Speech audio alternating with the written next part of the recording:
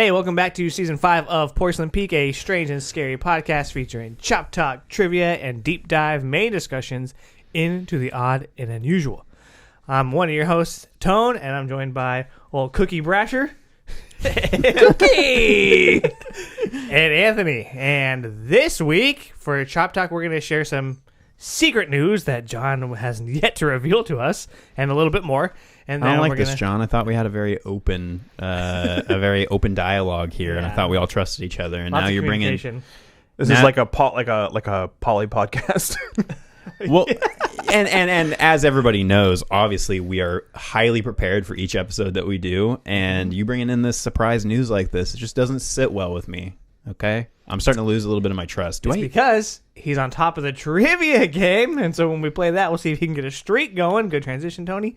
And then for our main discussion, we're continuing with Jolly James Cameron Christmas, and we're talking about Avatar. Did you guys know, we might have talked about this on our Guillermo del Toro episode or whatever when we did that. Oh shit, there's somebody knocking at the back door. But did you know that James Cameron in 24 hours got together $1 million to save Guillermo del Toro's kidnapped father in Mexico?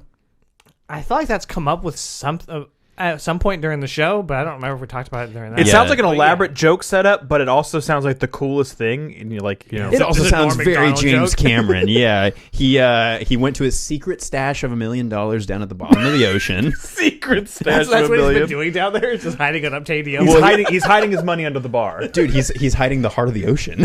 He went down there and he got that. He was like, that old bitch threw this down to the bottom of the ocean. This is worth $1 million. And then he saved Guillermo del Toro's kidnapped father. If any of that interests you, then stay tuned and we'll go ahead and get started with our Chop Talk.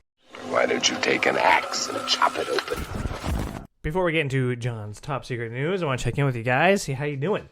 Cookie, how's your week been going? Cookie! I'm doing all right, man. I'm just I don't like get this bit, but I like it. I don't get it either. Damn. I want to stop doing it, but I already committed. Cookie. So you called me Cookie, and I immediately thought of the cook. No, I thought of the cook from Matilda. Okay. And Agatha Trunchbull refers to the cook as Cookie. There you go. And that's what I was thinking. You know, it's truly a marvel how your brain works. It's dumb stupid. I was gonna say, you know, we'll be talking later about how the planet Pandora has like 10 to the trillionth synapses and connections, and you're like, I got one or two maybe going on in my brain. It don't work no good. How are you? You know, I was reflecting on that on the car drive over here, and I was listening to Hey Ya by Outkast. Okay. And I was like, a pretty good summary of how I'm doing is when he's like, hey, fellas, what's cooler than being cool? I was just ice cold. It's like, I can't hear you. What's cooler than being cool? Ice cold. It's just like, ice cold. All right. Now, ladies. I think we should stop that. Yeah, I'm doing fine. I'm just I'm getting excited that we have Avatars on the horizon. So close, yeah. Mere days after you hear this. I started a new job today. Really? Yeah, so that was cool. You work in the streets now? Mm-hmm. Yeah, I made $0. Oh, yeah. Some guy with his belly hanging out. It's like, get in there real nice and deep like. Getting that belly button. But how is the life of a sex worker? It's all it's cracked up to be, dude. Would you think that maybe at some point you would want to write a memoir Yeah. of a geisha? But it'd just be called G-A- Tuggers. G-A-Y. Geisha. Just memoirs of some gay shit.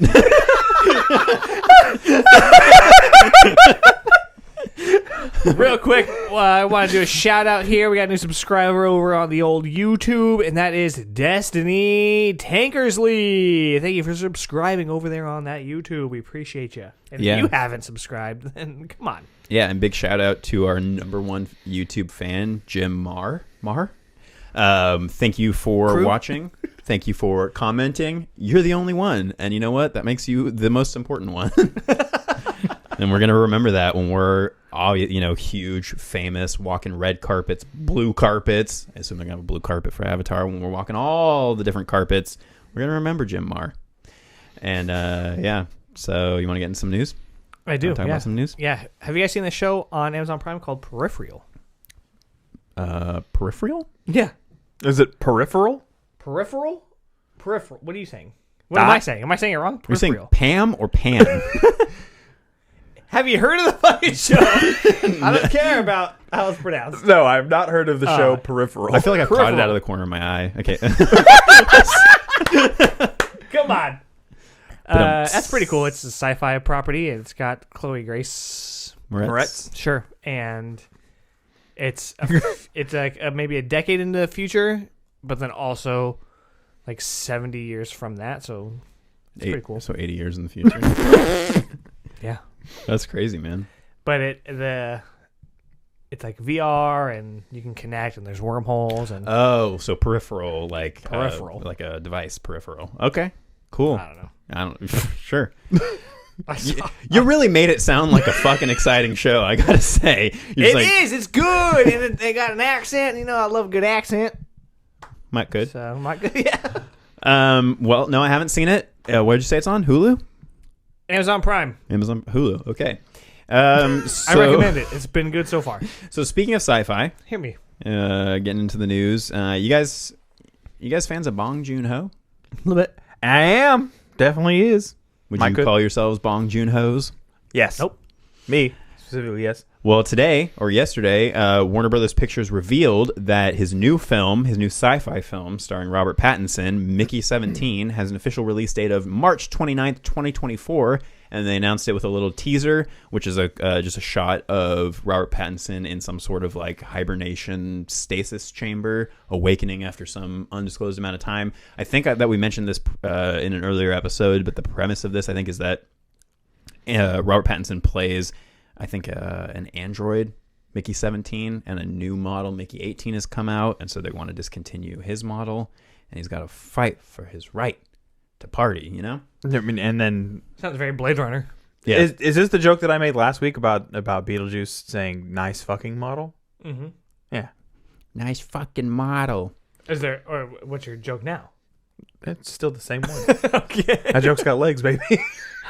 Good to hear you came to this episode prepped with new material. I didn't even know that this is the thing we were going to be talking about. Well, speaking of new material Hey, and segues, Avatar 2. do you guys see the new trailer for Guardians of the Galaxy Volume 3? Sure didn't. Yeah. You just avoiding that on purpose? 100p. Yeah. Probably a safe bet. I know you said you were a little bit frustrated you had watched it. Yeah, I just got excited because the Christmas special was good.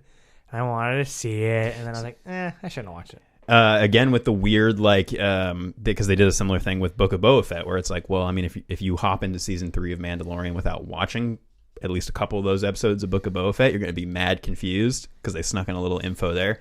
Similar with this holiday special, where it's like there's some big reveals in that holiday special and some big plot points that are obviously going to be a part of this new movie. Mm-hmm. So it's in canon. You got to go check it out. It's like 45 Sounds like something minutes that long. I'm going to have to do then.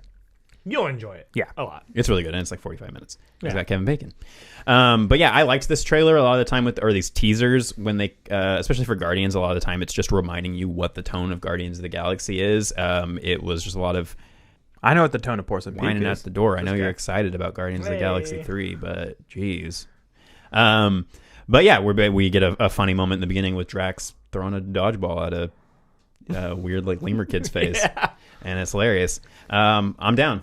Didn't need a teaser to get me excited about it, but it did get me excited about it. And there were a couple moments where I realized this is going to be a very fucking depressing movie. Hopefully. I'm convinced that I'm going to be crying. And James Gunn said that Rocket Raccoon is like the main character of this one. He said this really? is Rocket's movie. Yeah. Cool. That's good. This is where I think, based on the segue that's been provided to me, this is where I will insert my news. So Okay, my cool. secret Get news. consent. I was just about to say that. So my secret news is that Wesley Snipes is going to be in Blade. no, not that. I've heard that. Have you heard that? Wesley Snipes is going to be in Demolition Man 2. So James Gunn, we mentioned him, is currently in charge of what was being referred to as the DC Extended Universe. So he's been given the reins to kind of like how Warner Brothers is going to move forward with whatever their DC connected stuff is going to be. And Patty Jenkins and Jeff Johns, the head of DC Comics, The dude that makes sandwiches, right? yeah, Jimmy Johns. They were in the process of writing the script and doing all the pre-treatments and everything for Wonder Woman 3. Oh, I did see this. Yeah, and they turned the script over and they got denied. Whoa. So basically, at this point in time, James Gunn? James Gunn and the heads of Warner Brothers turned them down and said that at this point in time they will not be moving forward with Wonder Woman 3. Whoa. Yeah. Why? Because it does not fit. It does not fit the vision. So the issues with 84 are notwithstanding, because the problem that a lot of people had was that while there were still fun moments in the film, Patty Jenkins taking over the writer's chair was too early, and she didn't have enough support, which is the reason why Jeff Johns stepped in the first place, to help right the ship and to correct some of the issues that they had with 84 and make move sure forward everybody with on them. set had sandwiches. Exactly. Move forward with Craft services. a better vision for that character. Wow. And so at this point, they're basically saying that the tone that they wanted to depict with that film just does not fit whatever the model is that James Gunn is planning on moving forward with. Crazy. Yeah. Sad to hear for the people involved, but I mean, Is Gal Gadot done? No, the likelihood is that the character will still stay, but it will be more of like a picked to play in certain I don't want a places. DC franchise of Guardians of the Galaxy. yeah, You know what I mean? Like, Suicide Squad was in that vein. I don't want a whole like universe of that. yeah, but I don't think that as much as James Gunn's stuff is very signature James Gunn, that doesn't mean that he's dumb enough to approach this thing as like, now I'm going to turn the entire DC universe into James Gunn's version of the DC universe. He seems like a person who really, really knows his shit when it comes to comics and the DC and all of that stuff, and Marvel. But I think he has a good perspective as far as I can tell. And as much as I like that first Wonder Woman, I'm kind of happy that we'll probably get to see Patty Jenkins go on and do something Other else. stuff, yeah. Yeah, because that's also the sad thing about the state of like all of these DC and Marvel properties is you see a lot of good directors get stuck in multiple films for these franchises to the point where it exhausts them, like Taika Waititi, where it's like maybe he shouldn't have made that second Thor movie and maybe should have made something different instead that he was more passionate about, like a Jojo Rabbit or a Hunt for the Wilder People. Probably would have served him a little bit better. And you see them kind of just run these people into the ground. And I think after 84, it's probably best to see Patty Jenkins go on and do other stuff, maybe with Gal Gadot if they like working together as much as it seems like they do. But I also read today that there's whisperings that the Aquaman Jason Momoa character is going to end after this new Aquaman, and they want to potentially recast Momoa as a different DC character, Lobo, I think. I mean, when they originally talked about the idea of Lobo existing, Jason Momoa was the front runner, and then he was cast as Aquaman. So, I mean, that totally makes a ton of sense. Yeah. And speaking of trailers, we got one more, and these both dropped on the same day, to the chagrin of pretty much everybody who covers trailers on YouTube. They're like, oh, God damn it, you dropped 2 trailers on the same day. Indiana Jones and The Dial of Destiny. Did you guys check out this trailer? Mm-hmm. Nope. Yep. Nope. I did. I was like, where's Shia? I don't think anybody but you is wondering Crazy. that. I was like, man, he was such a pivotal part of the last one. Is Spielberg involved in this one? Producing, he originally was directing, but then he, I think, went off to do The Fabelmans and the next movie that he has coming out, and so he's just producing. But James Mangold, who I like a lot as a director, is heading this.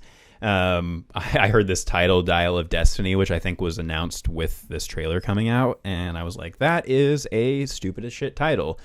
But the more I thought about it, the more I was like, well, I mean, really it's like Star Wars. It's like until Temple of Doom. yeah, when you first hear the title of a Star Wars thing, you're like, really it's called The Rise of Skywalker. And like, as much as I don't love that movie, I'm used to the title now. I'm used to all those Star Wars titles, and they're all based on like the style of the old adventure serials, like your Captain Crunch and your Wheaties and stuff. But Dial of Destiny sounds like a corny adventure title. Yeah, and like you said, you know, akin to Temple of Doom. But in this trailer, we get to see a bit of old Harrison Ford. We get to see a bit of young Harrison Ford, de-aged with the magic of Disney. We get to see Phoebe Waller-Bridge as his goddaughter, who's gallivanting with him. We get to see Mads Mikkelsen briefly as a Nazi. So we're going back to Nazis, which is always reliable well for the Indiana Jones franchise. And there are some theories about this trailer that the Dial of Destiny may have something to do with some sort of time travel element, which may be how we're going to get the younger Indiana Jones that we see in, like, because I think a lot of people were thinking, because we knew he was going to be de-aged, because I say we like I don't know who we is. I heard that there were the royal we, the internet we. There were motion capture or like de-aging dots on Harrison Ford's face while he was on set. And so I thought, oh, this is going to be a movie where he's like reminiscing to his greatest adventures that he's been on. And people are saying, well, it's maybe time travel. The Dial of Destiny may let him like go back. Something that I'm excited about is to get rid of Shia LaBeouf's character. yeah, to change the timeline like Deadpool style. I am excited because this takes place during the space race in like 69. Yeah. And nice. Yeah, and there are some, again, theories that maybe Mads Mikkelsen's character is going back in time to maybe give, because he is an ex-Nazi who has been brought into the space program in America to help as a scientific advisor, which is an actual thing that the U.S. did, was bring in, Nazi scientists. And people are thinking, oh, maybe he goes back in time to give the Nazis a leg up and maybe have them win. Maybe we'll see something like Man in the High Castle, alternate reality, where Indy's a Nazi. Superman Red Sun. I mean, Nazi punks. Fuck off. I think Red Sun, he was a communist. But anyway. He is a communist. Yes, 100%. What about the other trailer that dropped? What trailer? Is that not what you were talking about? I thought you said 2. Yeah, Guardians. Guardians and Indy. Oh, what's the other one? The new Transformers.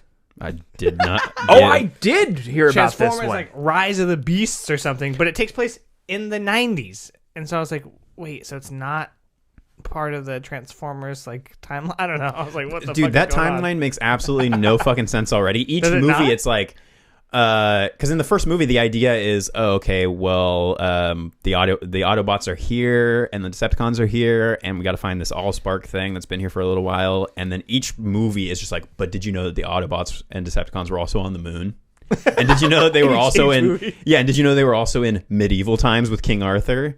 And also in the dinosaur times, there were Transformers. And did you also know that this particular robot has been multiple children's first car? And did you also know that apparently now they're folding in Beast Wars? Yeah, Which was my like- shit when Yeah. I was a kid. But It was Me the too. best, Yeah. the best of the but they're not shows. going to get me with that fucking nostalgia bait. I liked the vehicle toys because my brother had those, so I played with a lot of those. And then, Beast Wars was my shit.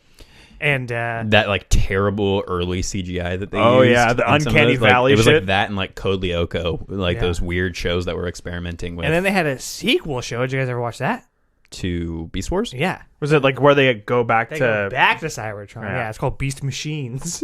Hmm. And Yeah, that shit was weird. So this has got the Beast dudes. This has got something called Terrorcons, like a bunch of stuff with that people I guess have been waiting for. I don't know who's still going to see Yeah, well, I think these that's movies, what but- they were called. I think they changed the names from Decepticons and Autobots, right?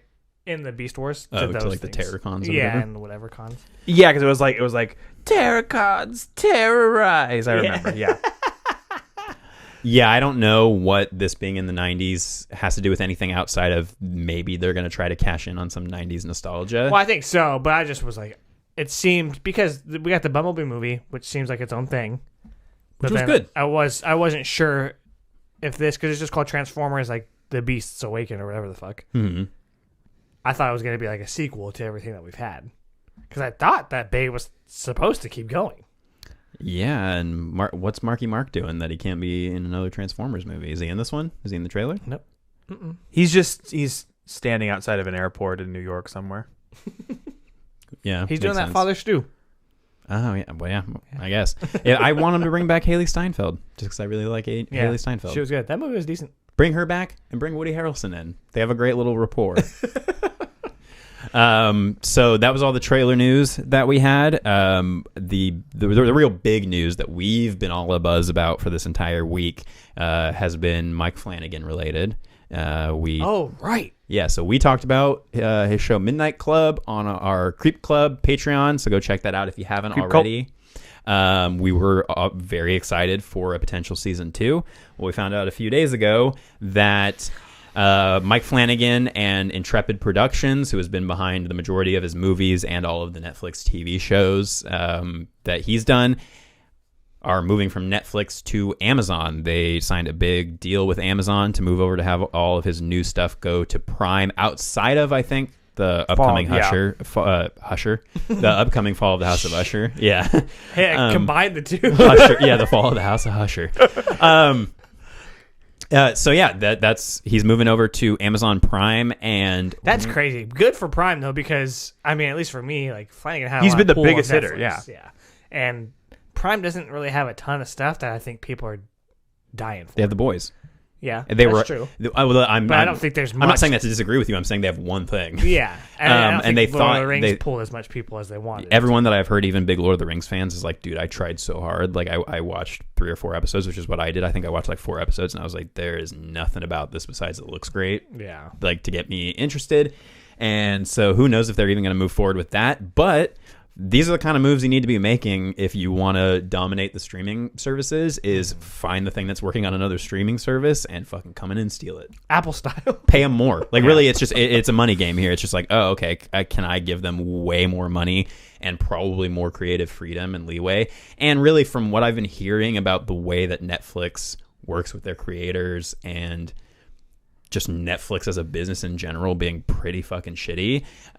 Really? Well, just in the idea that somebody like Neil Gaiman can make a show like Sandman and have no clue while you're making, like, to have no clue while you're making a season of a show whether it's going to continue after that, like, and putting that much work into something and having no idea if Netflix is just going to cancel it. So many shows go 2 seasons and get canceled on cliffhangers, all because they don't meet these like ridiculous global metric standards. They don't fit in the center of the crazy Venn diagram that Netflix has. I can't imagine being a creator whose stuff is on Netflix and being like, yeah, I don't know if I'm going to get another season. I don't know if I can tell it. And up till Midnight Club, we had even mentioned Flanagan had the right idea of being like, well, I'm just going to make, season-long stories that don't go past that. And we're like, well, it kind of makes us a little bit nervous about Midnight Club because what's going to happen with that? Well, we got our answer the day after we found out about the Amazon move. Netflix, either before this announcement or immediately after the announcement, canceled plans for a Midnight Club season 2. And I think that the rumor that's going around is that it's one of 2 potential scenarios. One being that they canceled Midnight Club, that they said that there wasn't going to be a season 2, and that halted any conversation about renewing a contract because his contract was up this year after Usher. So why would there be a reason for him to renew it if he didn't know they were going to make a second season of that? Exactly. Yeah, he's like, well, now's the time to move then, and get more money. Yeah, less problems. The other theory is that they attempted. They hate cancer kids. Mm-hmm. Well, they attempted to. It's gotta be. They attempted to dangle a season 2 of Midnight Club in front of his face as the reason to take like a Netflix friendly deal. Like, oh, if you'd like to complete your vision with this, then you're going to take a deal that is more friendly to us rather than being more lucrative for you. I would love to see him use just saying, nah, fuck you. money to get those rights and take it to Prime. Yeah, I don't know how all that would work, but I mean, that fucking sucks. The But- Tumblr post exactly, where he talked about like what content was going to be It was very bittersweet. Is so beautiful. Cool I move love on his that, part, yeah. but yeah. Because there's so many shows, especially on Netflix, get left on these cliffhangers, and you're like, well, what's going to happen? And it's answered not some even just que- Netflix, yeah. but he, the creator, Flanagan, was cool enough to be like, this is what we were going to do. And I love that because there's been plenty of shows where I'm like, that fucking sucks. Like, I'll never know. We'll never know. Yeah, and you always wish that you could ask the creator, like, what were your plans? Like, what would you have done? And some creators have come out in, like, later interviews with shows and gone, like, oh, well, if, you know, Firefly had gone on for more seasons, here's where it would have gone. Or if this show had gone on for more seasons. And in this case, he's on a level with the fans where he knew that people were going to be pretty upset about the fact that this wasn't getting a second season, and that he needed to give people... He felt he needed to give people some closure, and I think that, again, is such a cool thing for a creator to do, and must have been extremely difficult for him to write that post, because he's having to kind of just succinctly summarize 2 more seasons at least, probably, at least the next season, but he said he wanted it to go for at least 3, so they had plans and all this. Yeah. And also just hearing, you know, where... I won't go too much into it because it'll be long and drawn out. Go to Mike Flanagan's Tumblr if you want to see this breakdown. He also has great behind the scenes stuff about Dr. Sleep and all this. It's also great. check out his TikTok because that shit is fucking hysterical. Yeah, he's hilarious. And follow him and Raul Coley on Twitter. Go on their social medias. Yeah. Hit him up because they need the followers. But yeah, just for him to do that post must have been super difficult because, you know, he I'm sure had a vision for how he wanted all that to play out, and instead we were just reading it in a short little post of like, this character goes here, and a lot of it I was like, that's such a fucking cool idea and would have been such an awesome reveal. And I was imagining us having the discussion about those reveals and covering that season, and I was like, damn, it's sad. But I'm hoping on the positive side that this move to Amazon does mean that he gets to do even bigger budget projects and gets to have even more. I mean, it doesn't really seem like he's been too creatively hampered on the things he's done. I've read in some of the behind the scenes stuff, like for Hill House, where he talks about how there was a whole narration bit of Haunting of Hill House that would have opened each episode, and it was Steven reading from his book that he had written about Hill House, and it was going to show you in like flashbacks kind of the history of all of the people who lived in Hill House who are the ghosts now, and kind of explain that whole thing. And Netflix was just like, nope, cut it all out. And so there's that whole element that was taken out. And so, you know, I'm hoping that because he has a great track record so far, that this ends up being a good deal for him. And yeah, it's something Amazon really just gives him the keys. Yeah. Like, hey, here, you can have a fucking like a 10th of the money that we gave to these people for this Lord of the Rings project, and that'll be like literally the biggest budget he's ever worked with. I mean, he said that each budget that went along, one after another from Netflix got slimmer and slimmer, and that the smallest budget he'd worked with them at all was for Midnight Club. And he still brought a great product. I feel like you can kind of tell, like looking, like it's a gorgeous show, but I think you can kind of tell looking at Midnight Club that it's not where like something like Haunting of Hill House was in terms of feeling as cinematic. It feels a lot, and a lot of that is style too, and feeling a lot more like a TV show. But something else that somebody mentioned, and I'm sure this is just wishful thinking at this point, but if Amazon is potentially looking to start a new big fantasy project of some sort, there's whisperings that they may hand him Dark Tower. He's talked a lot about his approach to how he would do it. He would love to do it. Most people are like, yeah, all of his King adaptations have been really good, so give him Dark Tower and let him do it as an extended, whether it's a mini series or several seasons of something, let him do it right. And I'm like, cool. Yeah, if Amazon wants to put their money behind that, I would love to see Mike Flanagan's Dark Tower. I do love his adaptations, and if he does it, I'm sure he'll knock it out, but I still love his independent stuff. His original stuff. Yeah, I mean, I think of the things that are out there, obviously, Hill House is my favorite, but I think the one that I would say that is like right up there, and I think the one that is probably the most just kind of his mind is Midnight Mass. I mean, and that was just him and his team, like... It's also his favorite thing that he's done, and the most personal, so that makes sense, yeah. Yeah, it's such a beautiful project. Yeah, because if he adapts King, that specifically, he can't do what he did with, like, Hill House, where it was, like, loosely based on, or even Midnight Club, loosely based on these works of this guy. Like, people are going to be like, you got to do it by the book. You know what I mean? I feel like for that. Yeah, probably. Because that's how people are with King stuff a lot of time. I mean, he was good at walking the tightrope for, like, Dr. Sleep. Yeah. Well, and that's a case where it seems like from reading that behind-the-scenes post that was him his approach and his ideas were so good that he like changed King's mind in terms of melding the Kubrick and the book stuff together in a way that made both camps relatively happy.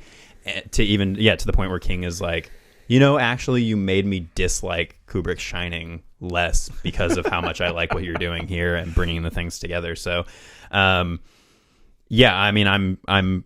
hopeful for what this means for him, and I think we'll probably be getting a lot of kind of inside baseball because we are following his Tumblr and on his TikTok and on his Twitter. And either way, he's bringing along the same crew. It's going to be the same production company. Kate's going to be there. Raul's already tweeted and said wherever Flanagan goes, he goes.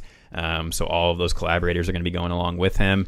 And Henry Thomas is out here dressing up in more elaborate disguises to make sure that he always ends up being in the project. And honestly, for me, this is another nail in the coffin for Netflix. I'm like, I really don't have a reason to keep it anymore. Yeah, once Stranger Things is gone, I think so am I.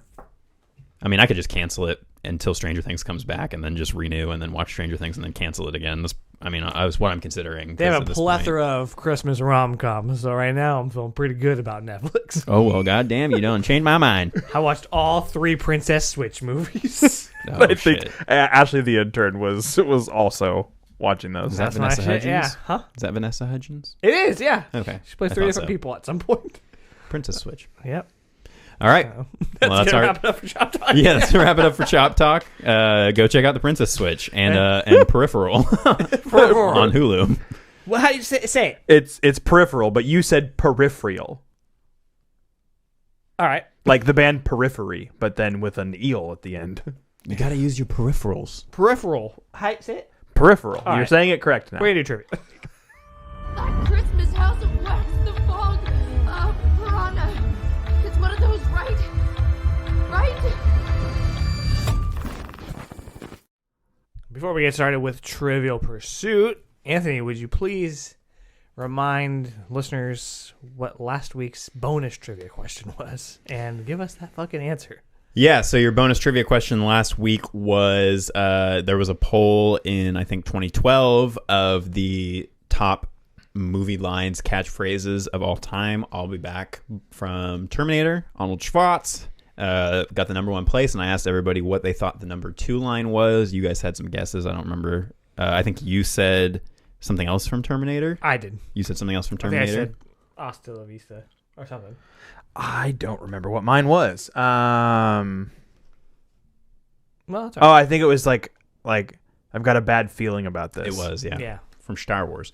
So the answer for the number 2 greatest line from film is, frankly, my dear, I don't give a damn. A little Gone with the From Wind. Gone with the Wind. Yeah, so pretty surprised that I'll be back topped the polls, but it was probably a younger voting audience voting that.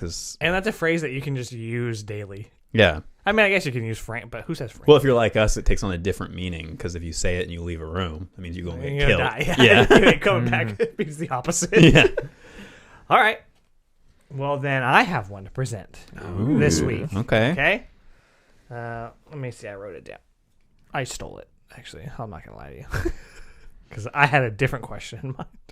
You broke into James Cameron's secret Vault. Okay. What other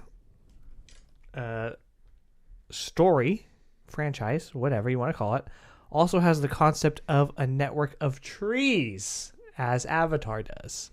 And I'll give you guys multiple choice. How about that? Okay. Okay, make it a little easier because obviously, just what franchise is a big one here.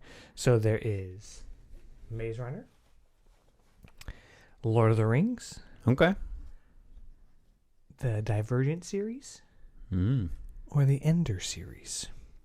So I'm not going to give a guess because I actually know the answer, and I want to leave it up to the audience. Well, go ahead and guess, and then I won't react. Go ahead. So my guess is the Lord of the Rings, because it's literally the ants, the moving trees. Mm-hmm.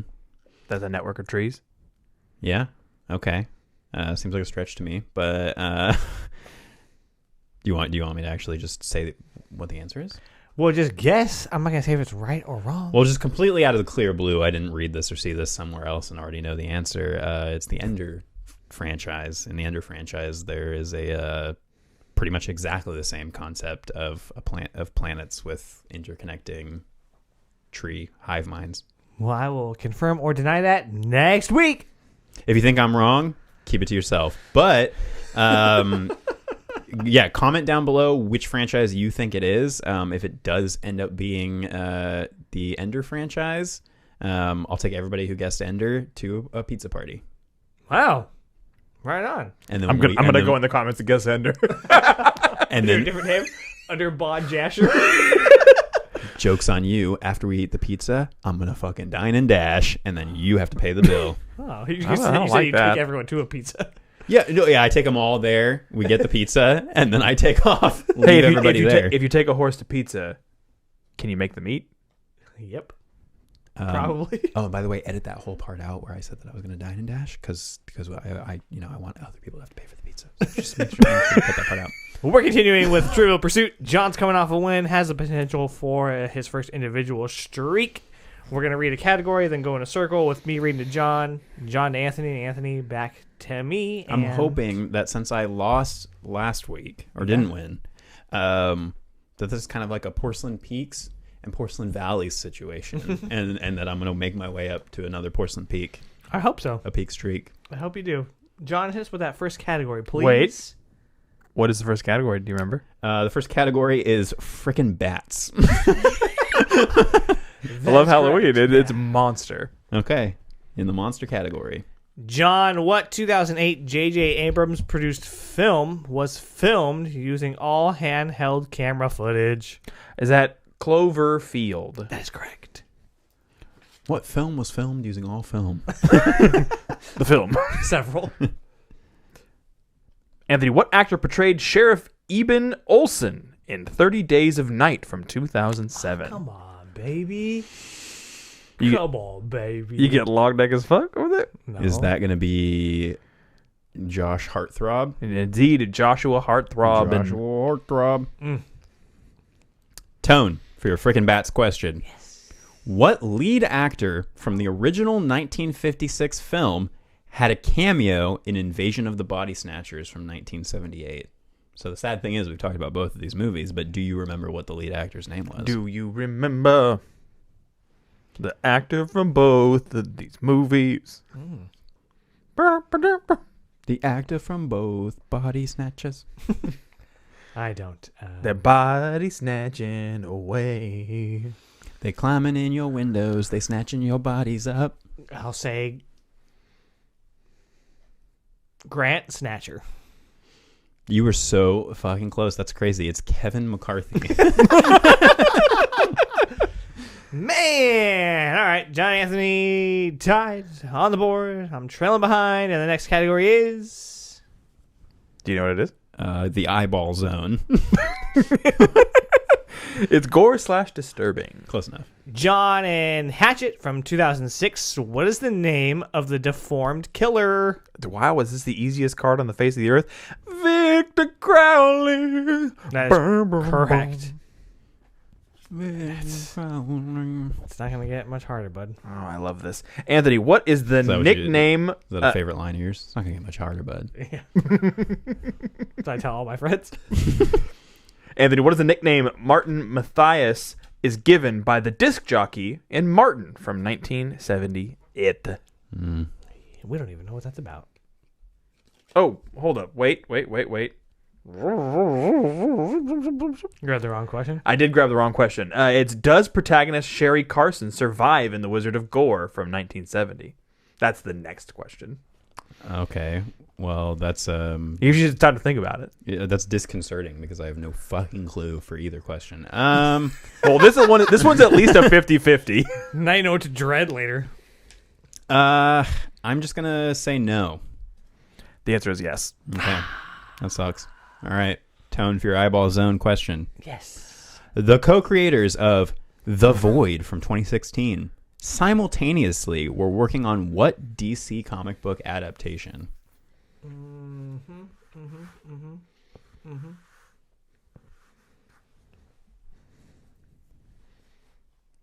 What was that cue again? Is it Suicide Squad? It is Suicide Squad. Did you get that because of the year?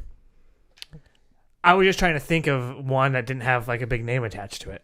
Oh yeah. You know what I mean? Like I know Patty, Hmm. and everybody involved in the rest of them. So Yeah, so it is Suicide Squad from 2016. In fact, a lot of the crew from Suicide Squad assisted the directors of The Void from 2016. nice. So there you go. Good job. Did you want the question? What did you need? I got it from context clues there. Right on. Yeah. Okay. Cool. So John is in the lead, and we're tied at 1. Yep. Woo, and we're moving into Brain worms. Psychological is the category.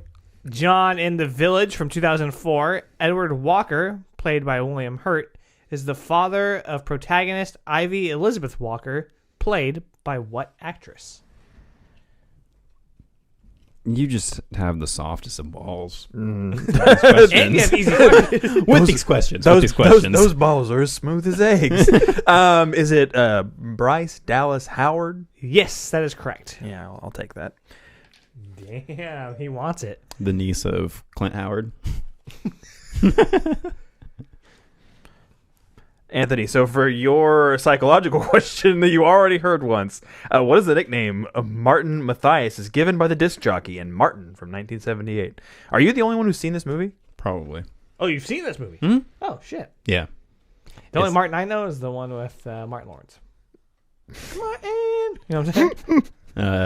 No, because I haven't seen that one. But yeah, in this one, it's a kid who thinks that he's a vampire. So I'm thinking that it might be something vampire related. But I don't know. Dracula. Dude, you're on the right track. Does he call him? MC Fangs. Does he call him a frickin' Nosferatu?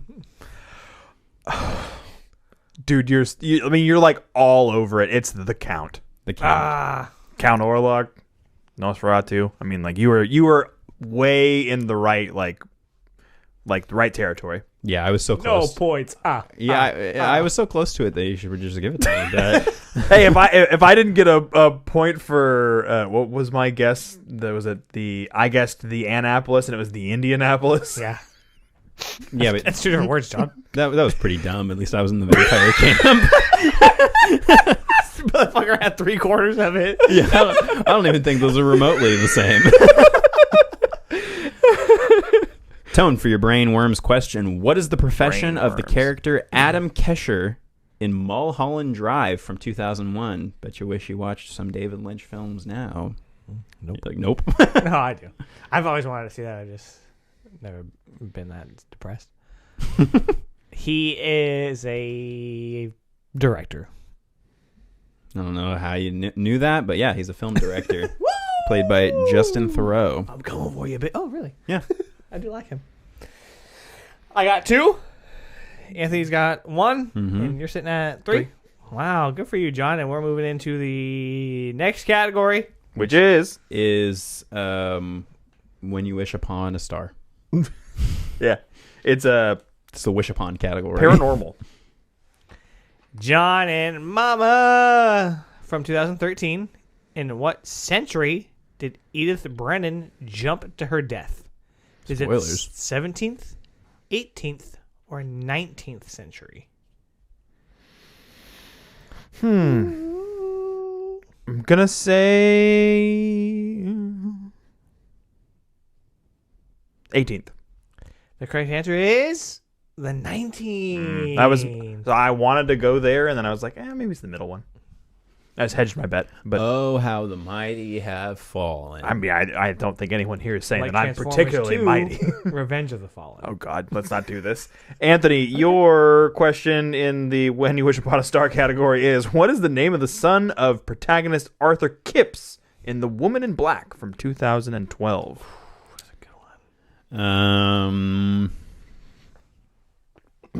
These are hard questions. Yeah, they're so specific and for movies that nobody has ever seen more than once. You might be right.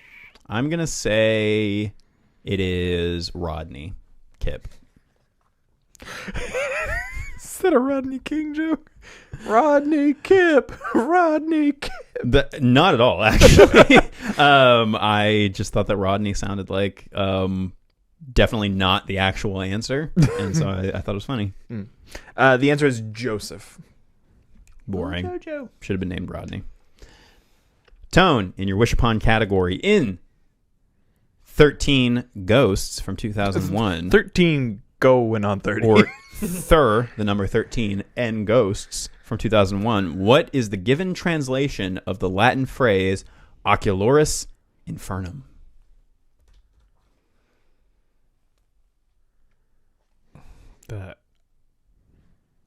Come on, man. You didn't. Eye of Hell. You are fucking on fire, just like hell. Yeah, it is the Eye of Hell. Good job, man. I'm calling for you. Was that you just guessing what the basic Latin was, or Yeah. did you remember? No. Yeah, I've never been able Oculus, like that. I don't know. Those. I feel like if you're gonna guess off anything, like to. Yeah. it's not whatever the Necronomicon Ex Mortis. Like I couldn't tell you what Ex Mortis is. I've never been Probably able to get not. more than Yeah. 15 10. minutes into 13 Ghosts, but I thought we watched it for the show, didn't we? No, sure haven't.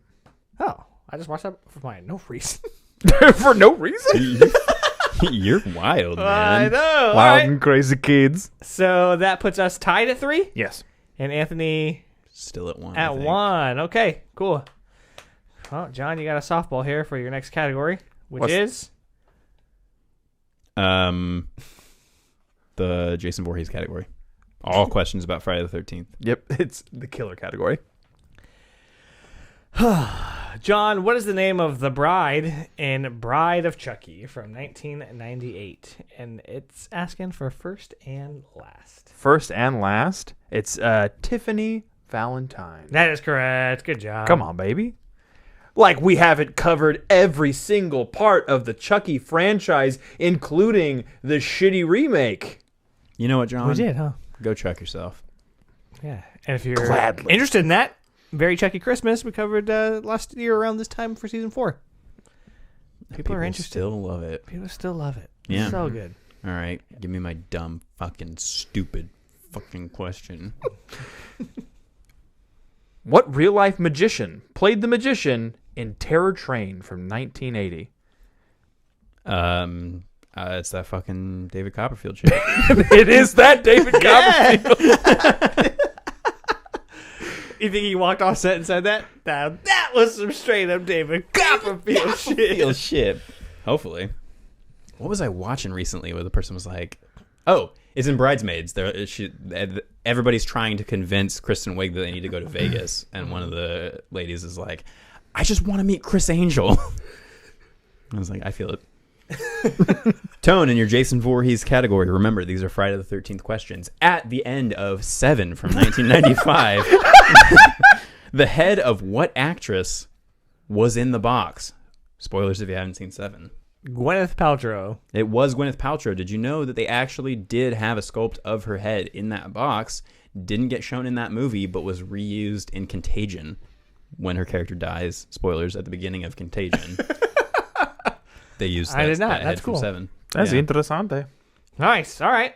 So we're tied at 4 now. Mm-hmm. Anthony moved up to 2. And we're moving into The World Star category. World Star. It's international. John in Eyes Without a Face from 1960. What is the name of the mad Parisian plastic surgeon that is perpetrating horrors? No, that's that. Oh, God. Either one works. Perpetrate. No, I said it right. He's peripherally perpetrating horrors. Peripheral. I'm going to say... Is it asking for a first and last name? No.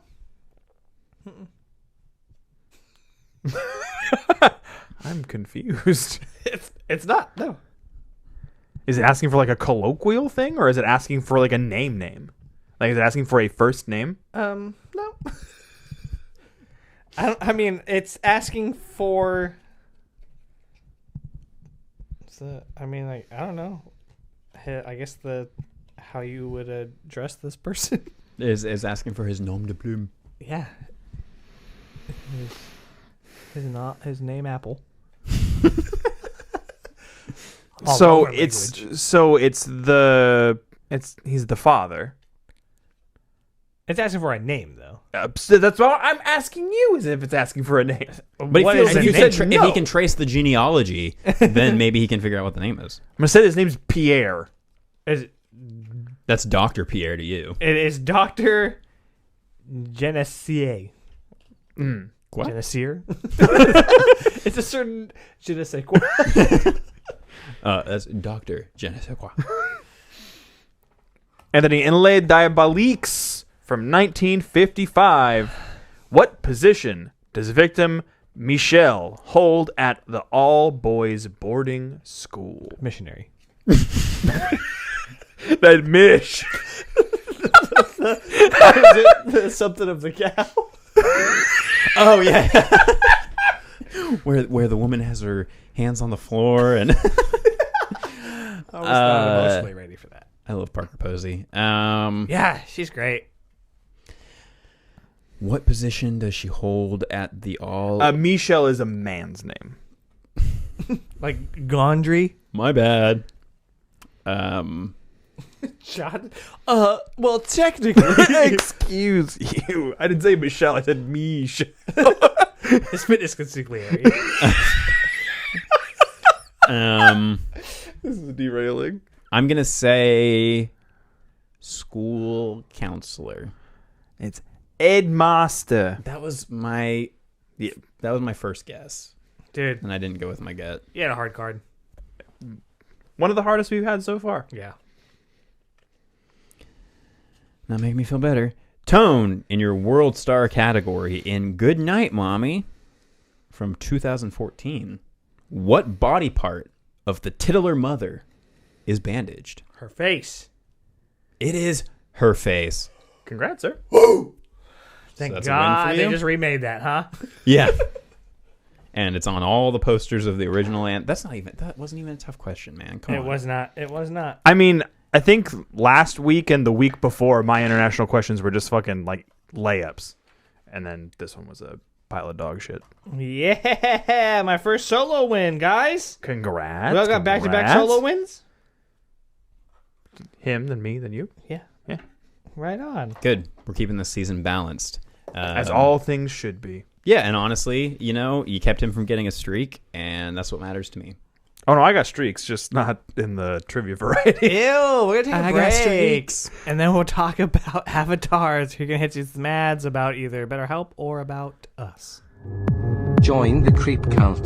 $5 a month at patreon.com/Porcelain Peak for exclusive content, merch discounts, and more. Join the Creep Cult. $5 a month at patreon.com/Porcelain Peak for exclusive content, merch discounts, and more. Hey, you want to see something really scary? Welcome back. We're going to get started with the Jolly James Cameron Christmas. Jolly, what is it? Jolly Yeah, Cameron Jolly- James yeah, Christmas. You nailed it. Don't doubt I was yourself. just overthinking it. Yeah, anyway. Like Gwen Cameron Stefani Christmas? said, no doubt, right? Yeah. No diggity. No diggity, yeah. The classic Gwen Stefani. Or as they say in her video, Gwen Stefani. Anyway, we're talking about Avatar, the first one. Yeah, if you guys didn't guess that already, because I blew myself this week to be Yeah. on theme. I thought you were in Navi. Yeah. Is that right? Yeah. Navi. Did you want to bang me? Because I'm not asking that to be weird. I'm asking that because that was a big deal for James Cameron. Was do we or do we not want to bang these aliens? Are you serious? Like, what do you mean? He was like, do we want to make them sexy? Yeah, because He wanted to make them sexy so that we did want to fuck them? yeah, Oh. because he Worked. wanted you to believe that a man who is now in possession of an alien body would still get horny for this blue alien lady chick. I think if he went from having no functioning dick and being He had a paraplegic, function. if your legs don't work, dude. the 9 times out of 10, the dick ain't working neither. So it's really a story about impotence. Yeah. wow, Classic Hemingway. that's deep. Wonder if Cameron was going through one of his many divorces at this time. Let me tell you what works. At least one part of it. A lot of times we get these big, like, epic, I'm coming to your village, and then people are coming to destroy it, and it takes place in a few days, and we're supposed to believe that love story. I think we even talked about it recently. I mean, I think even with Terminator. Yeah. It's like they just met, and they're like crazy in love. This one at least takes place over like 3 months. Yeah. So their relationship developing, I feel like, is a lot more believable.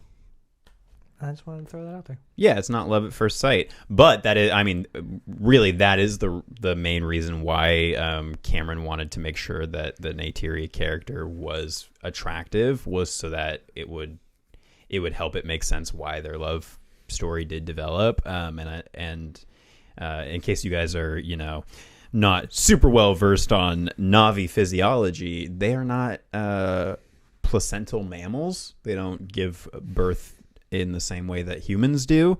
Do they have genitalia? Like between their legs, I guess? Glad you asked that question. I actually God. I know you're all getting really nervous about this. But from the Twitter account, Les Sniffios, there's a quote from James Cameron, a breaking quote. Cameron confirms Na'vi males have penises. They're fucking huge. They used my dick as a prototype. The fucking decoy model, the blueprint, baby. So they do, and they're huge. Where are they? They're under those like little loincloths. But those are little. Yeah, but they curl up like that mountain in The Nightmare Before Christmas. No, they wrap them all the way around like a belt. That's what holds the loincloth in Cinch it place. until It you goes need up it, their you know? spine, and that's what their ponytail is. Yeah, so that's not a real quote from James Cameron. It is a real tweet that I screenshot because I thought it was hilarious. That but is hilarious. But the female Na'vi do have breasts, which Right. If you're not a placental mammal that breastfeeds, it doesn't make sense for you to have those. But that was specifically because James Cameron wanted people to think that Neytiri was hot.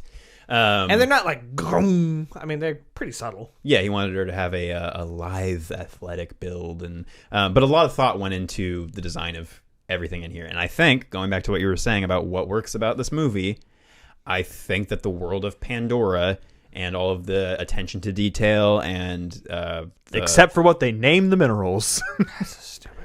doing a little bit of deeper digging into that, there's actually like more of a sci-fi precedent for unobtainium. He didn't just invent that for this screenplay as like a lazy thing. I mean, it is still a lazy, stupid thing, but we're talking about what works. So 2009's Avatar. We had the big question of... Oh, go ahead. I was just going to say, I mean, at the time, everybody knows this already, but fucking groundbreaking special effects. Now James Cameron, 3D and just like the style of everything. yeah, because he didn't just post convert this, which ended up, this is the movie that kind of started the next 10 years of everything having to be in 3D. Like, this was one of those early movies that was like 3D is the way of the future. And so it was a big like cultural phenomenon, I think, just because it was bringing back the 3D, and obviously 60 to 70% of this movie is completely CGI. The plants, the animals, all that shit. To the point where he had this idea in like 1995 and wanted to originally make this movie for a release in 1999, and just realized that the technology didn't exist. So in classic James Cameron style, he goes, okay, I'm just going to go help invent the technology for the next few years by making documentaries with new cameras and pioneering new stuff, like new technology in camera work and CGI, so that eventually I can make this movie that I want to make. And because originally I think the cost with the technology at the time would have been like $900 million.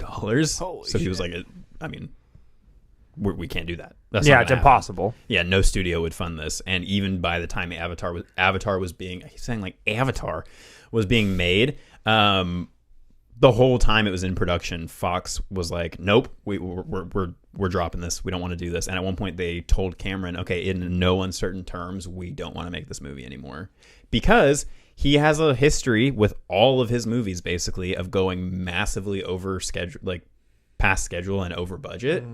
Titanic, he did with 20th Century Fox. He went way over budget, way past schedule. Yeah. But in hindsight, right? Yeah. So with Avatar, they were like, the same thing's going to happen. We're going to take a huge financial hit.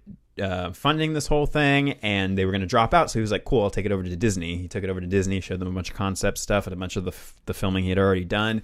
Oh, and Disney ended up releasing the original one? No, so he went to Disney, said, hey, you guys want to do it? And they were like, yeah. And 20th Century had the right to be like, nope, you can't. Like, they in the contract, they were able to go like, no.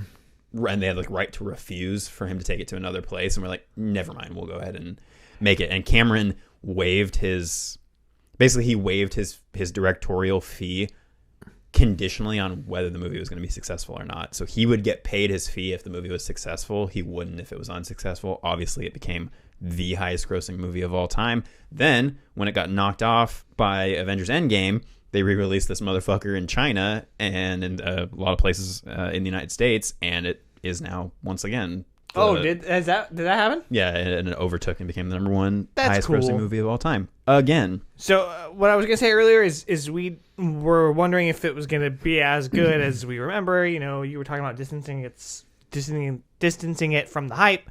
I think we all watched it at home. I mean, we have very nice TVs, all of us. Yeah, but.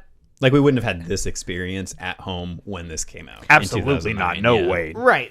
And on top of that, it's just different. Like, watching a movie at home and watching something like this in the theater that is a spectacle. One, made to be watched in the theater, and two, made to be watched in 3D. None of us have that technology because 3D TVs are stupid. But I don't think we would have watched it that way anyway, really. Yeah. And I think that hurts the movie. After watching it now, I was like, yeah, this is fine. It's gorgeous, and I love the way some of this looks, but the CGI, it doesn't look bad, but you can tell it's dated. And because you're not as immersed without the 3D, it doesn't draw you in enough, I think. Well, yeah, because I think a lot of it works against it on a home viewing and with time, because we all know, and everybody just always points directly immediately to, well, the story's not good. The story's so bare bones. It's just Pocahontas. It's just Dances with Wolves, whatever. And so if you don't have a great, compelling story to have the movie hold up, well, then you're relying on the special effects. Well, the problem with pretty much any movie that is heavily special effects reliant is that with time passing, you're going to see the seams. And with something like T2, like, yeah, there's a lot of special effects in that, but they're combined with other things. In this, you have an entire world that's CG for most of the movie. Yeah. And the faces and the masks looked pretty bad. Yeah. Mm-hmm. Yeah, that stood out to me. But yeah, and you have to keep reminding yourself, like, oh, well, let me try to put myself back in 2009 brain and see, like, where things were then. And that's just impossible to do because we've had 2,000 Marvel movies since then and a bunch of other movies like Dune. I mean, we've seen Dune now. Like, we've seen this next step in computer graphics and everything, and I'm hoping that Way of Water is now this next step of us. You know, I'm hoping that we have a similar experience, but so you don't have the visual effects to hold on to, you don't have the story to hold on to. Not that the effects are bad, though. You know no. But then it's just that they've aged. They've visibly aged. Well, like, but they're not terrible. Well, and like I said, I think when we were talking about this last week, is that most like AAA video game titles have cutscenes that look just as good as this movie, which has shown how far rendering engines and video games and those artists have come. Some episodes of like Love, Death, and Robots, I think, probably look better now than Avatar does. That's fucking crazy. Yeah, just because the technology has progressed, and that's super cool. Like, I'm not upset about that. It just does it makes it so that you're less absorbed in the movie. And then on top of all of that, this movie is so fucking long that if you're not absorbed in the world and you're not absorbed in the story, you're very easily, like I did, gonna be looking at your phone, gonna be looking other places, getting distracted, looking back and going like, this is still going. The Discovery stuff is great. Like when Jake, I think the first hour of this movie is fantastic, and then it just like overstays its welcome. Like, it just keeps going after that. And how are you feeling about now that you've had that distance? So, like, have you seen it since theaters? So this is the first time I've watched it since watching it in theaters. I watched it twice in theaters. I watched it once in like 3D and then once without the 3D. And at the time, I thought that was all fantastic. The story wasn't like what you were there for. You're there for the spectacle. And I thought that at the time, being, younger, dumber kid, I was, I think, 20 at the time when this came out, that was enough, because this was nominated for Best Picture. And I thought that was enough to carry it. And obviously a film that actually had a real story and some real compelling narrative to it, in The Hurt Locker, won out that year. And then Husband versus wife. And Ex-husband versus wife. and then totally. looking back on the film, it's, you look at it and you're like, well, it didn't deserve to win an Oscar, at least not a non-visual effects based Oscar, because it doesn't carry that same weight. But I do think that there's still value to the film, but I wasn't like caught up in the hype. I think that it was something that I went and saw on a whim, and I enjoyed my experience with it. But like looking back on it over the years, I was like, I wasn't really like super hyped about it, and I wasn't like out like pounding the drum saying Avatar is the greatest movie that's ever been released or anything like that. But now, like looking at it from the lens of like knowing a lot more about films, there are a ton of cracks here. And I get why people love it so much, because, like I said, because the world itself feels very, very well thought out and well crafted. And the ideas, even though some, if not most of them, have been picked and prodded from other projects, it all still works. I think the failures that this film has are around some of the casting. I think that the people that they cast for a lot of the roles in this didn't know what was expected of them and didn't perform to the level that a lot of the people that James Cameron has cast in his previous movies. I mean, he had fucking Kate Winslet and Leonardo DiCaprio in Titanic. And then 12 years later, 13 years later, he releases this with a bunch of no names and Sigourney Weaver. But I will say, while I agree on the Sam Worthington front, I think the discovery of Zoe Saldana. Help me, Zoe Saldana. She is fantastic. Yeah, she's the best part of the movie, and I do think that Sigourney is she's Sigourney, and I think she does a good job. She came here to collect a paycheck, and she did a solid job. Yeah, but yeah, with Sam Worthington, especially knowing that like Matt Damon was considered for a while to do it, and then Jake Gyllenhaal potentially at one point, I'm like, those are people that we just know are good actors. And on top of all of that, Worthington he said that he had a really hard time doing an American accent because he's Australian. Oh, he loses it all the time. Yeah, and because he's narrating a good portion of the movie, that's obvious. He said it was easier for him to learn the Na'vi language than it was to do an American accent, which I think is kind of telling. What's the name of that tribe? The I don't know. Also, I didn't like Ribisi at all. The fact that he's listed in the cast for the new one is not something that I'm super fond of. I thought that he was very, very one note and just like shitty. And in my head before watching it this last time, I thought it was Rockwell. And so I was like going to say stoked about he's it. playing a less charming Hammer from Iron Man 2. Yeah, totally. Yeah, Rockwell. He's playing basically the same character but with less charm. How did you feel about Don't Breathe? Yes. He also one note, just a different note. It's like they took two components that if they put together to make one villain, they might be interesting, maybe. But I'm never a fan of like the whole gruff military dude who just wants like he does a good job playing it though. Yeah, but it's just like the character's boring. That same character is Vincent D'Onofrio in Jurassic World. Like it's always that the military dude who comes in and is like, I want to use these things for weapons and exploit these things, and I'm the obvious bad guy. And he, even to the extent that he has like these big scars on his face, and he he's all about. And he even like, I get it, Cameron, like you're drawn from all your other influences, but he even ends up just like in a giant mech, and you're like, no, Sigourney goes in the mechs. You stay out of the mechs. It's all just like an exaggerated Arlie Ermy caricature. And everybody wants to have that gruff like Marine like that attitude from Full Metal Jacket, and it's like this is an action adventure movie, like a fantasy film, like that doesn't carry as well in this like platform. Who's the other dude? It's Sigourney, it's Sam, and then it's who's the other? It's the guy from- from Dodgeball and Grandma's Boy. Yeah. Yeah, it's the guy from Grandma's Boy. Okay, I was like, I thought it was him. Art School Confidential. Yeah, and he has a pretty fucked up thing that I never remembered, where his avatar gets like killed, but I had never thought about that idea of like, oh, if your avatar gets killed, like what happens to you? And he's all like fucked up after like getting out of his pod. But I think that because the movie is so heavily computerized, when we get some scenes of it being on a set, like when they're in the jet or whatever the fuck, like you could tell that that's a set, and it looks so different.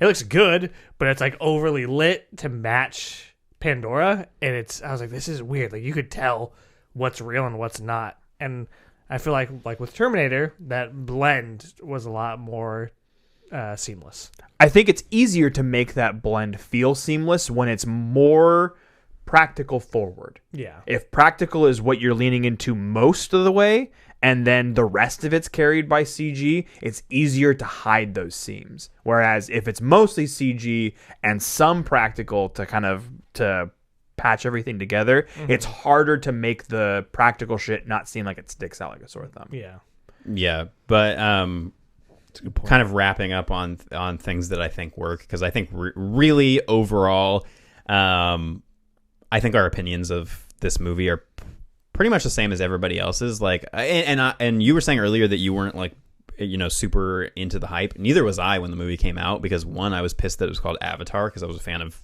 The Last Airbender, and Apparently not the Shyamalan movie, the TV show. That's the reason why they had to. It was originally just going to be called Avatar, and they had to add The Last Airbender because Cameron already had the rights to that name that early on because he'd been working on it in the 90s. Yeah. Oh shit. Yeah. Yeah, for the longest time after, I think, T2, he was either going to make, I think I might have mentioned this before, he was either going to make Avatar or Alita Battle Angel. And he had to put together like a little test shoot, and just happened to have a scene ready from Avatar and not one ready from Alita. And that's what ended up deciding which of those he made first. And then he ended up not directing Alita, but he produced on it. Similarly, like all, CG movie and everything. But big eyes. Yeah, I wasn't big on the hype either when it came out, but I did have an absolute blast seeing it in 3D, in IMAX, like the whole experience and everything. It's the only movie I've ever seen where the 3D actually meant anything to me. Well, and that's because he built a camera rig with 2 high definition cameras and basically created the whole thing to try to make the 3D work. And something that I thought was really interesting, especially for someone like you who can't really handle 3D as well, is he wanted to shoot the original Avatar in a higher frame rate because that actually helps with your comfort when you're watching 3D movies. Apparently, like a higher frame rate helps with like the strobing effect, and I guess like the higher the frame rate is in a 3D film, the more comfortable and immersive it is watching it. And the studio was like, nope, can't do that. It has to be in 24 frames.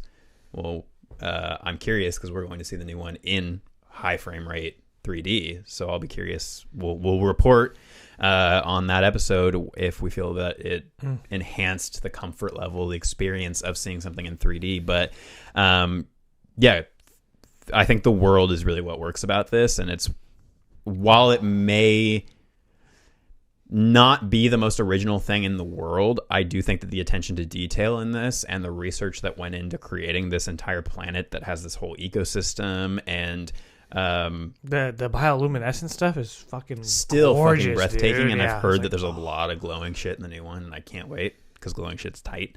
But yeah, they did all kinds of research into obviously marine life was a huge inspiration for all of the animals and things on Pandora. Pretty much all of the species outside of the Na'vi have 6 limbs, and so there's kind of this connection between all the different species. You have obviously the neural net connection between all the species, which I think is a super cool concept. That it's kind of an extension of the hippy dippy, like, oh man, it's all connected. We're part of the earth. This energy.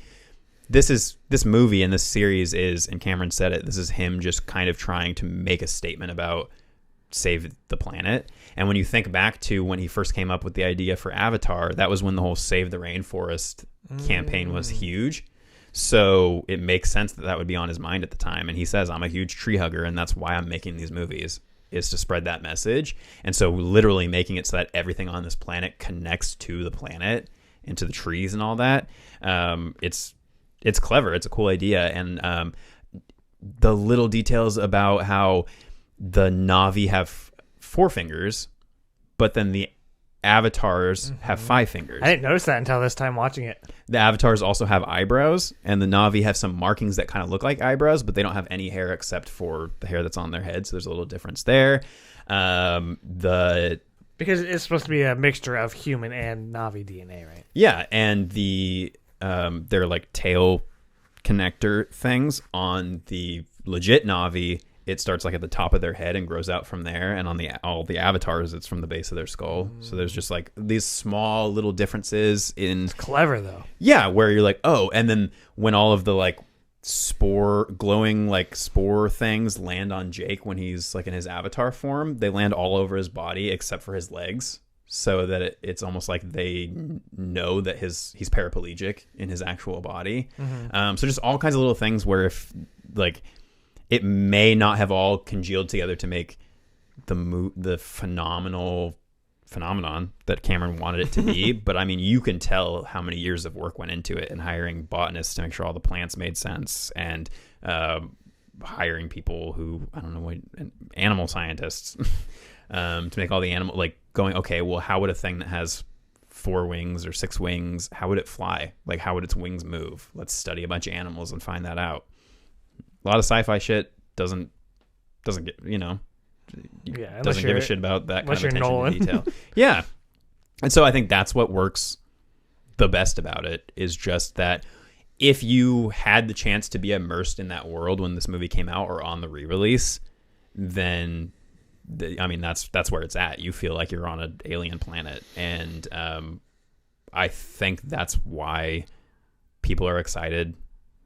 I mean, a lot of people aren't, but I think that's the big thing, is like people want to go back and they want to be immersed in that world again. And it was kind of sad. I read today that part of the reason that it seems like people are so excited about Avatar is because it gives them a chance to experience nature in a way that they can't anymore in real life. Shit. Yeah, that is sad. Yeah, it's pretty rough. Like the irony of the cultural impact of Avatar is that it's giving you the chance to basically be like, this is what our world might have been like if we hadn't fucked it for hundreds of years since the Industrial Revolution, you know? Mm-hmm. But yeah, I mean, outside of that, I don't have too terribly much else to say about Avatar. Yeah, I mean, I think Saldana steals the show. She really is the best part. And I mean, the things that she does where her voice inflection changes throughout the whole thing, and she's, very reluctant to get with Jake and doesn't even want to be around him at all. But I think she sells the Na'vi for me. Yeah, and her performance is amazing, and the way they're able to bring the actors' faces into the avatars, the ones that have human counterparts, apparently was very difficult to do Sigourney Weaver's because she has a very distinctive, small nose, and the Na'vi tend to have those like cat noses, and so they were just like, fuck it, just give her the Sigourney nose. Like nobody's gonna recognize her if we don't. I also didn't realize, because she's in the new movie, but she's not playing her character because her character dies in Avatar. She's playing the daughter, right? She's playing the adopted daughter of Jake and Neytiri, and it's making me think, what if maybe because she like went into the network of that her soul is like in this new character. Cool. She's playing like a teenager. They adopt a daughter? Yeah, and then they actually have actual children. So how do these people or these creatures have sex?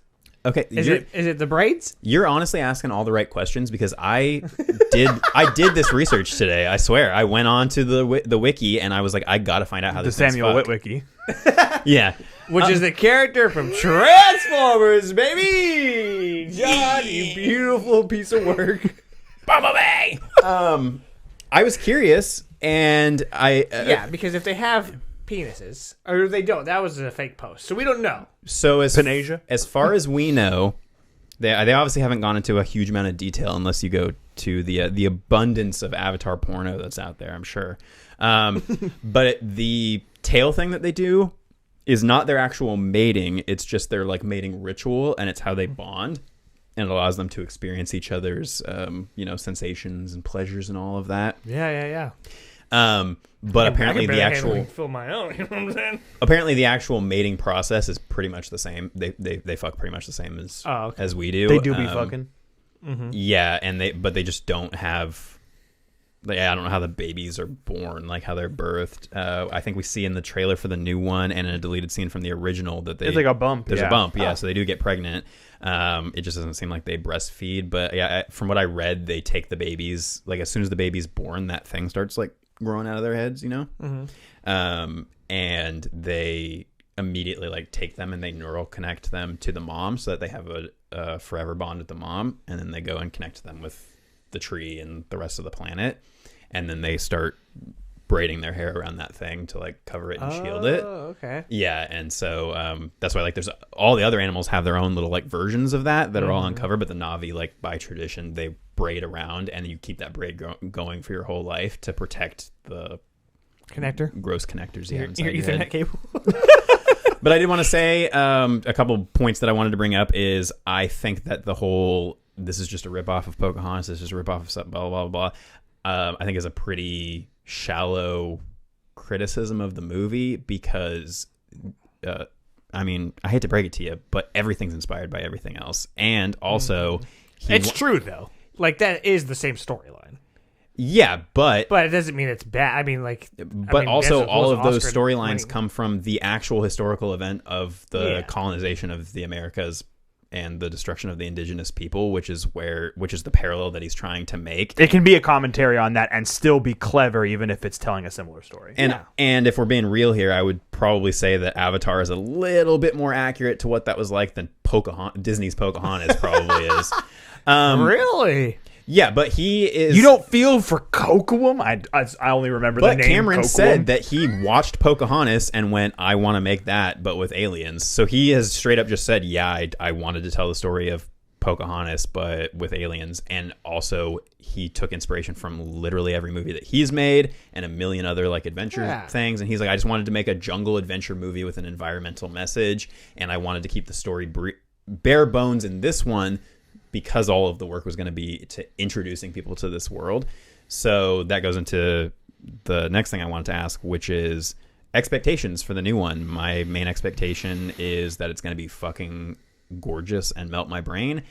And I've been hearing from people that he actually puts some pretty good emotional character development into this one. And he said in interviews that the first one was establishing the world, and this one is more of a character piece in the world, and we're getting different factions. We have the underwater new Na'vi, they're like a teal color, and then we have the sky Na'vi, like our and usual there's gang. like desert people, right? The nomads we saw in the first one and this one. Yeah.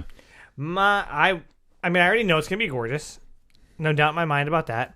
I'm hoping that it's as immersive, if not more, since we're gonna be seeing it in this extra special format. I don't think that it's going to make as much money as they need it to. Like, as we know, a lot less people are going to theaters. And I know it's a sequel, so it does have that draw. And we did talk about the nostalgia, but I just don't think it's going to hit as hard. I really don't. I think it's going to make a shit ton of money, but I don't know if it's going to come near the first one. Probably won't even come near Top Gun Maverick. That shit was in theaters for like a year. It's a lot more accessible, too. Yeah. And a fucking blast. Yeah, I mean, it's tough because, the people's attention spans are shorter now than ever, especially, and compare that to 2009. I'm sure people aren't. But then again, people go and, they go see Marvel movies. And that's another thing, too, is like all these people saying, oh, like there's no originality to his to the Avatar stuff. It's like, dude, they've made the same fucking Marvel movie 30 times now. They're still making it. Yeah, there's no originality there, and those are also based on other things. That's the bit. But what are your expectations?